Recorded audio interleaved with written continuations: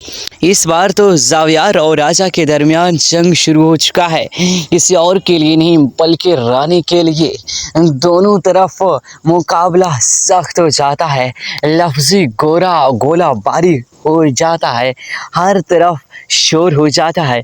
सबकी नज़रें रानी के ऊपर अब ठहर जाते हैं।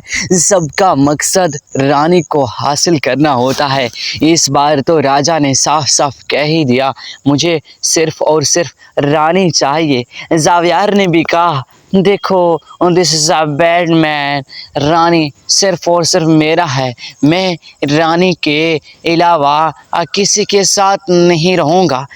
उस ज़ावियार ने ये नहीं कहा कि मैं रानी के साथ शादी करूँगा, बल्कि उसने सिर्फ ये कहा कि मुझे सिर्फ और सिर्फ रानी के साथ रहना है। राजा को इस बात का अंदाज़ा है कि रानी किसी पागल शख्स के साथ रिश्ता क्यों करना चाहती है।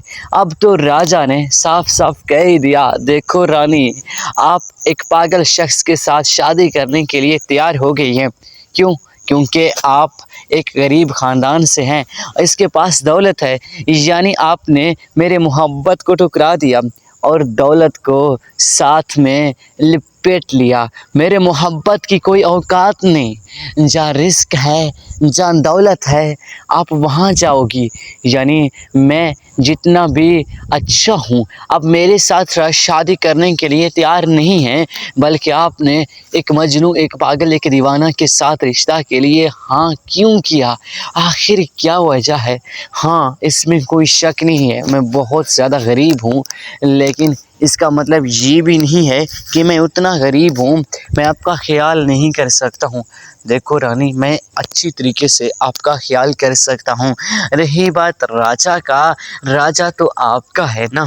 आप ज़ावियार के साथ सारे के सारे रिश्ते नाते ख़त्म कर दें, इस रिस्क, इस दौलत को छोड़ दें, अब मेरा साथ दें। चंद टुकड़ों की वजह से, चंद नोटों की वजह से आप कैसे अपनी मोहब्बत को ठुकरा सकती हैं। देखो रानी, मैंने कभी सोचा भी नहीं कि मेरी रानी किसी और के साथ मोहब्बत करेगी और उसके साथ शादी के लिए भी तैयार हो जाएगी। मैंने आपसे मोहब्बत किया।